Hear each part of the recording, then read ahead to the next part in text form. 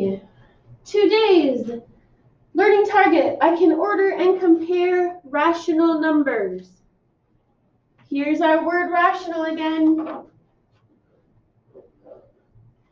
Rational means it either already is a fraction or it can be written as a fraction. And you're going to see that a lot in the next couple of problems. Order and compare, basically which one's less, which one's greater, are they equal, that kind of thing. So the first three, you are putting a less than or a greater than sign or an equal than sign in between 4/9 and 2/9.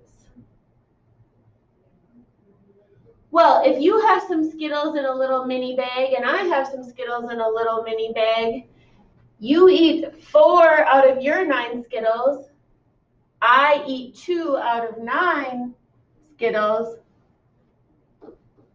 you ate more than me, 4/9 is greater than 2/9. But in the negatives,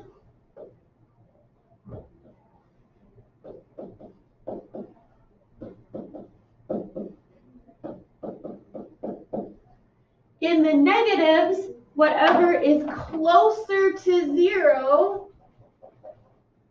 is bigger.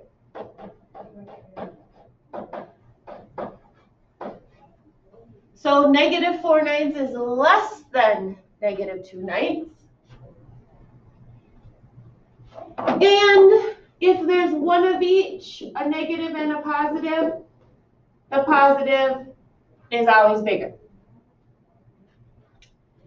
Next two. Similar, this time we have a little bag of M&Ms. You eat 9 out of 11, I eat 6 out of 11, 9/11ths were bigger.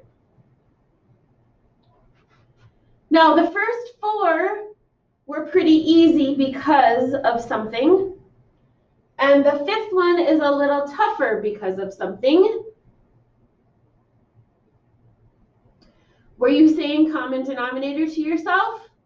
Because that's why the first 4 were easier. 9ths, 9ths, 9ths, 9ths, 9ths, 9ths. 11ths, 11ths. Oh no. I can't compare halves and tenths unless I give them a common denominator. And actually, if you use the least common denominator, that's actually the easiest for our brain. Is it required? No. But the least or the smallest one is easier for our brain. So technically, I could make a common denominator of 100.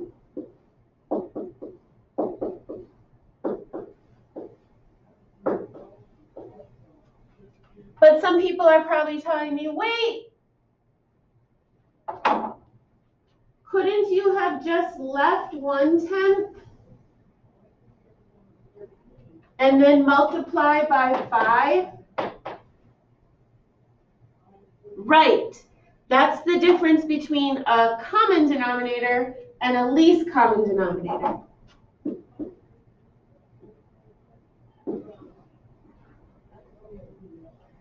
Again, which one is closer to 0 is bigger. Picture that alligator or Pac-Man or whatever your elementary school teacher told you to use. The next 3, you need to do a common denominator also. Pause and go.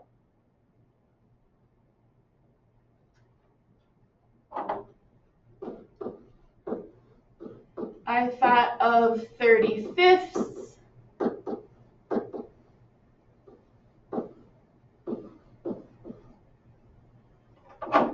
So 30 35ths is bigger, 6/7 is bigger.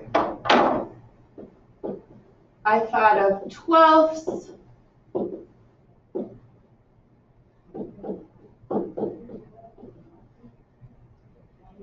9/12 is bigger, so 3/4 is bigger. I thought of 20ths.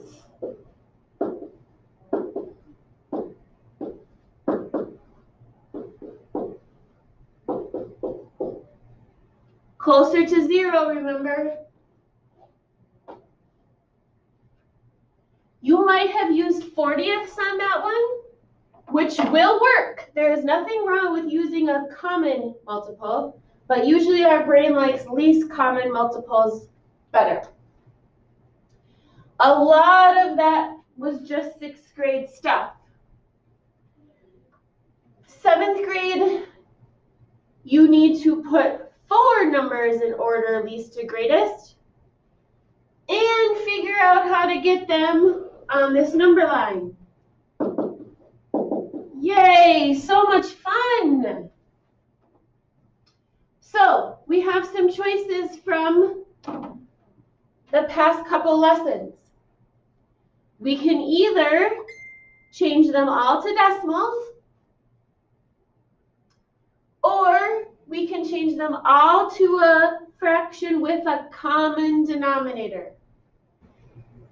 And it has to be for all of the fractions. It has to be for 2 and 4 and 5. So we can't just do these two and say, oh, I'm going to make a common denominator of 4. That doesn't work for 5. So it has to be for all of them.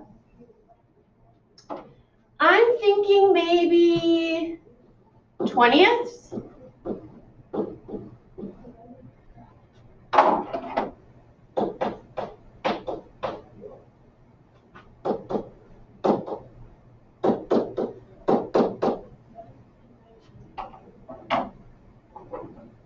So now I have 8/20ths, 15/20ths, -10/20ths, and my -1 was here the whole time. If I wanted to make that a fraction, 20/20ths. Also, here's a really common mistake that 7th graders make when it says put it on the number line. They guess. I think 2/5 goes maybe over here. 2/5 looks good, done. Except it doesn't actually work that way. If I picked a denominator of 20, then my number line should be using 20ths. And now I'm noticing, oh, I don't have enough room to go 1/20th, 2/20ths, 3/20ths. That's not going to work. So maybe I do a little skip counting. 2/20ths, 4/20ths, 6/20ths, 8/20ths. Ah! There it is. 8/20ths, aka also known as 2/5. Well, what if I have 3/20ths? That's not on this number line. Oh, silly, sure it is. 3/20ths would have been in the middle of 2 and 4. Okay, what do I have now? 10/20ths. Ugh, I can't do this. I don't have enough room. Or maybe use the arrows and extend it as far as you need. That's what arrows are for. Make it however long you need.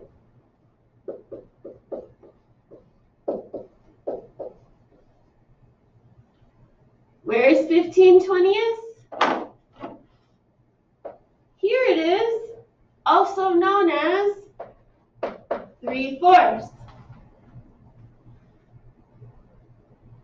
And then don't forget you would need to do the same thing backwards with negatives.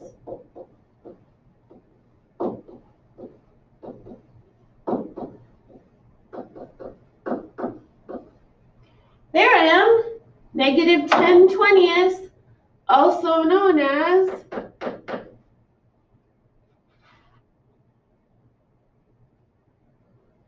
now there is another option. What if I felt like doing decimals? Because I can. Half. That's one of the ones, I just know it. 0.5. 3/4. That's one of the ones, I just know it. 0.75.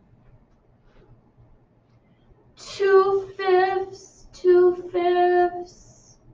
Oh, I know.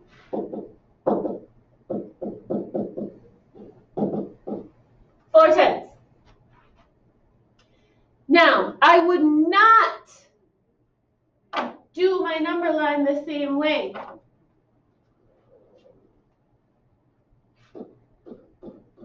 Instead of using fractions, because I don't have fractions anymore, I would use decimals. 0.2, 0.4, 0.6, 0.8. 0.4, also known as 2/5. Notice I didn't guess. I took the time to label it equally, not jumping around. 2/10, 4/10, 6/10, 8/10.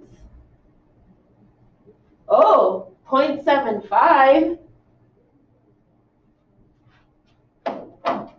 Well, if this is 0.7, then 0.75 is even a little bit more than that.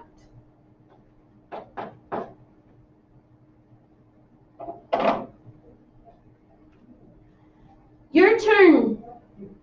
Pause and work. Ready, go.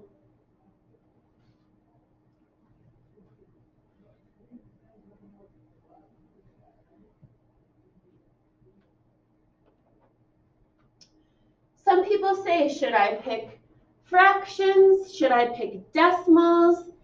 I think it just depends on what you like to do and the problem. I think on this one, I would have probably done decimals myself. But on this one, ooh, I'm not so good at 6 or 12ths. Those aren't a place value. But I see they could all have a denominator of 12.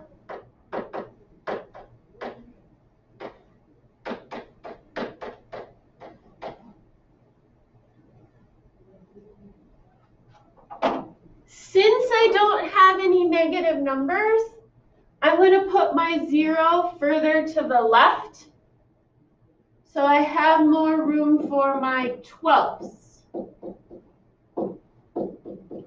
Oh, but the last one I did 20ths because those fractions were 20ths. This one, my fractions are 12ths. What if the next one I have 7ths? I should count by 7ths. What if the next one I have 5ths? I should count by 5ths. 2 12ths, also known as 1/6. 5 12ths and 8 12ths, also known as 2/3. Wait! 1, I almost forgot you. Oh no, out of room. No big deal. Make it longer.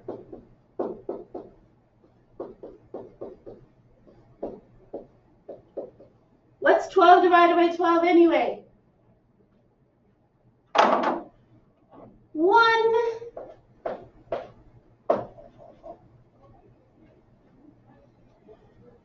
So you'll find that today's practice problems have some comparing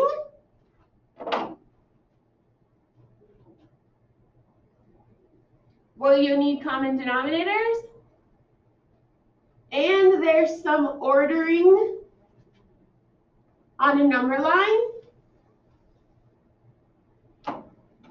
I could also order them like this. Which one's the least? 1/6 is less than 5/12, which is less than 2/3, which is less than 1. Whew, that was a lot of work. You're ready to practice. Have a good one.